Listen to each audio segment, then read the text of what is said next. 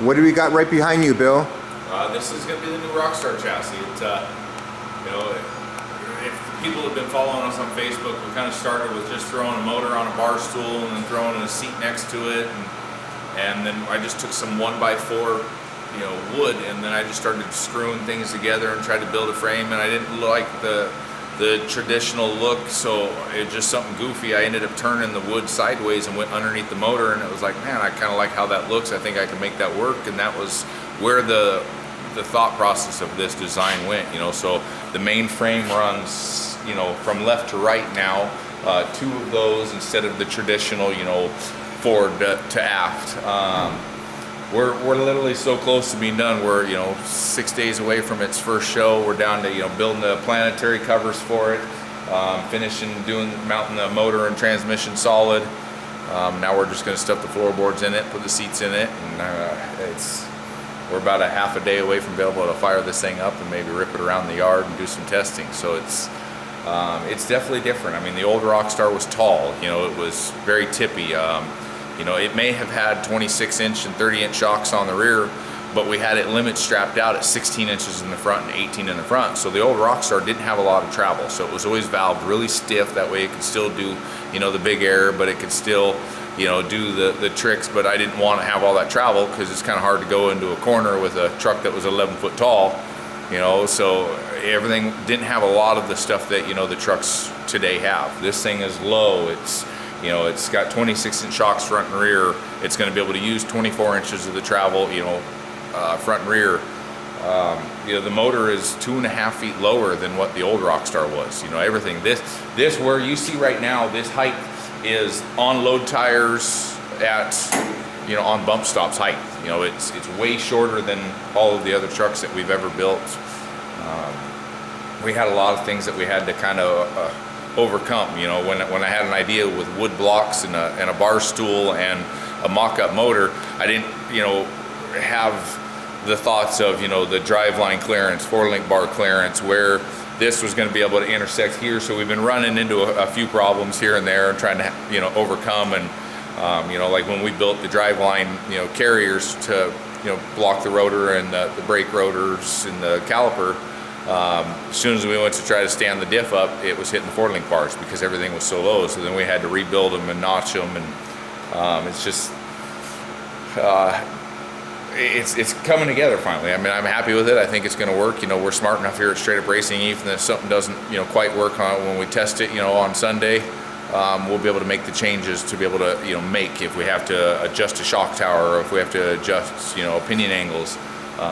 You know, some of the things we were going to do high pinions when we were originally building it, but with the motor being so low, our intention was always to have the driveline was going to go beside the oil pan. Well, when you start having all the safety restraints, well, they're 10 inches wide, you know, for a driveline hoop and everything else. There wasn't enough room between the frame and the oil pan. So then we started having to figure out, okay, how are we going to be able to make this work? So we decided to go low pinion, but, you know, encountered other problems because now the low pinion with the offset diffs, the caliper was so far to the side that it was hitting the 4-link bars. So then we had to remake all the brake mounts, you know, and get the caliper on the other side. So it just definitely a lot of hurdles. You know, it's, you know, I don't draw everything up on CAD. I don't, you know, have that ability. I'm not that smart kid. I'm just the, you know, the guy that likes to, you know, build things, and if it doesn't work, you know, then I throw it in the scrap pile and I start again and I learn from my mistakes. So it's, you know, we try to build it strong. You know, I say I want this one to be like a stunt truck. That way we can do all the stuff like you see Adam Anderson and Ryan Anderson doing. You know, it's, I want to be able to have the, you know, the techniques that Tyler Meninga has, you know, doing all the stoppies, you know, and I hope that this truck being so centered and low and all that is going to be able to do that. But then again, you think about it, I mean, the old Rockstar being tall and front engine and heavy, you know, that was more of the stunt truck. This truck may just work so good I can't get a doo-doo stunt. So, you know, we'll see what's going to happen. We started with the cage being, you know, tough. That was the one thing that I wanted to make sure that, you know, Lorna and I were safe. So it's, you know, there's 7 8-pillar bars. So there's, you know, 6 on each side, 1 in the center. You know, it's a lot of vertical upright bars. All these, you know, all of the main frame rails that you see, they're all boxed in, you know, outside, inside. We use Domex plate for it, so it's a harder plate. It's got a 94,000 pound tensile strength versus the standard mild steel is a 70. So it's not a hard plate, but it's, you know, not a soft mild steel. You know, we tried some different things on it, and we're gonna hope that everything works. And so you make a lot of this own. I mean, you made your own shocks. Yep. What else have you made by Well, now we're making yourself? all the planetaries. Yeah. But everything that you see that's, you know, cut out of flat steel, we cut on that plasma table that's behind you now. But everything from the fuel cell we made on this one, all the shock towers, your body mounts, the driveline guards. We even made the housings on this one because we wanted to use a Freightliner differential. You know, something that you see so many guys are running, you know, older, you know, stuff, whether the F106s that they're weaker, they don't have a strong pinion, they only have 1.5 inch pinion on it, where these things are a 2-inch pinion.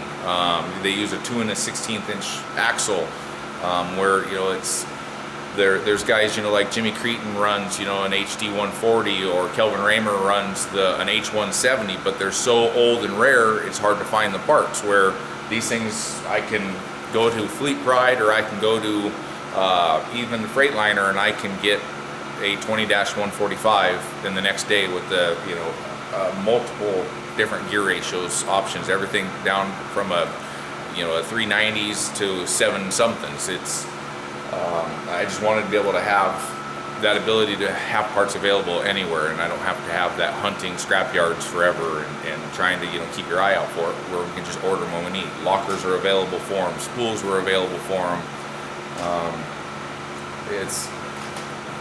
I've said it, you know, a couple times now. That our team has grown to the size that we want it. Now we have the time to be able to, you know, focus on building, you know, that more unique stuff. You know, have some of those ideas that you have when you're driving down the road doing a 1,000-mile drive to the next race. You have these little crazy ideas where you have those daydreams, and this is one of those daydreams. So we still have to be able to build the body for it. You know, we're running out of time, so it's, you know, it doesn't matter to me if we have a body for the first couple of shows, just because I want to be able to test this truck out anyway. So it may be upside down its first show a couple of times. You know, I want to see where that breaking point is, this, you know, stability of it. The only way to be able to test that is get yourself into those situations and face the consequences then when they come. And with it being rear engine now, I mean, would there be like adjustment wise as far as you not really, operating because I mean, I've driven my other trucks. You know, it's a Rockstar and California Kid are the main trucks that I drive. You know, and they're both front engines, but they're such short wheelbase. They didn't, you know, really act like a front engine truck. You know, it's. But I've also driven, you know, the SS chassis that we do. You know, that they're a rear engine that are a little taller than most as well. You know, they use a 24-inch case, where this is doing an 18-inch case that's at a 30-degree angle. So I mean, it's with the motor in the rear now is only because that was the only way we could be able to get the motor low. You know, otherwise we were going to have our feet were going to be, you know, on the side of the headers to be able to have a side-by-side seat for Lauren and I to be able to ride. You know, we couldn't do her behind me and me in the center, because there just wasn't enough room to be able to keep the motor down low. Otherwise, the motor would have had to be either so far back or so far forward, like the Rockstar now.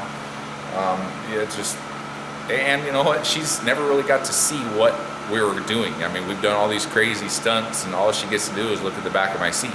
So, you know, everybody always asks her, you know, how can she ride? Or, you know, man, she must be a brave woman. Well, it's because she doesn't know what we're doing. So, and that's kind of the running joke right now, is now she's going to see us when we're coming up with these jumps, and she can flat see that we're nowhere near straight coming up for a bus, but yet here we go anyway. And when, you know, when we roll over, she's going to just turn around and be like, I know exactly what you did. You know, you can't get away with nothing now. I just wanted to have that stunt truck. You know, part of our shows that, you know, we mainly do our own events, so it's, instead of having all the trucks the exact same, I want to make sure that, you know, one truck can go out there and do a backflip, or do the stoppies, or do the bicycles. You know, I love when I see those guys, you know, at Monster Jam, get them on their sidewalls and just start doing donuts on the sidewalls, and then they flop them back on all 4 wheels and keep going. I mean, that's stuff that, you know, some people call them saves, some people say, oh, they were just whiskey throttling. It's entertainment, you know, and that's what we need. So it's, if we can build this truck to where it's strong and tough, that can take that kind of things, that's the next level that our show needs. Well, when you say you built this strong and tough, now that you know that Monster Jam is using some of your parts and everything like that, what do you feel about that? You know, it's a great satisfaction, really, because it's, you know, I'm just a dumb monster truck driver that builds my own parts in our shop. You know that, you know, the most recognized truck in the world is, you know, trying our parts and using our parts, and they've had good success with them. So I'm happy to say, you know, that we've made that part. You know, I mean, to me, it's I have more pride in showing a picture of Gravedigger with our planetaries on it than, you know, our truck running them. So it's, you know, will it change the industry? No. You know, is it gonna, you know, help the industry? It may not. You know, but it's something that, you know, we've been able to develop. Now that we did that, now we're starting to try to make some of the other parts that the industry is having a shortage of. You know, so we've met with foundries and pattern makers. So we're having some of the other parts that, you know, people can't find. We're going to get those made now too, just because it's, again, now that, you know, I can slow down and you know, focus on, you know, what's next. You know, it gives me that time to be able to, you know, work on what's next. What are those parts? Where or yeah, what? What are those parts? We're doing the bowl gear right now, the bowl shell. You know, Okay. that's the only other part on the Clark that's not being made aftermarket. And then likewise, we're going to start making the knuckles ourselves as too. You know, since might as well, since we've got the foundry making parts, we're going to do the knuckles. We're going to go ahead and do that bowl shell. You know, and then I think the next thing I want to try to do is redo the whole planetary on the Clark and try to make a 5-to-1 planetary instead of 3-to-1, because that's the biggest, you know, killer on these things. Is 3-to-1 is just not enough reduction, so it's still breaking the parts. Where if we can get into the 4.5 or the 5-to-1 in a planetary, when I'm making the entire planetary from scratch, I can just go ahead and change the ratio. It's a matter of, you know, making one gear smaller, another gear bigger, and more teeth and less teeth, and let's start changing everything up. And if we can make every part to make it, you know, that much stress on everything else, and perfect. Okay, Bill, looks like you got your hands full right now as far as making a truck, because you got to leave on Wednesday, right? Or you got to leave on Wednesday for Roseburg. Yeah. You know, we'll get these things out on display, and it's going to be our first show there. So it's, like I said, we're going to rip it around the yard and make some ruts, and then probably Monday I'll be on the excavator flattening the driveway back out again. But you know, I hope everybody enjoys the builds that we do, and you know that. I enjoy you coming out and posting it, and we always try to make time for you. Okay, Bill. See you next time, Bill. Thank you.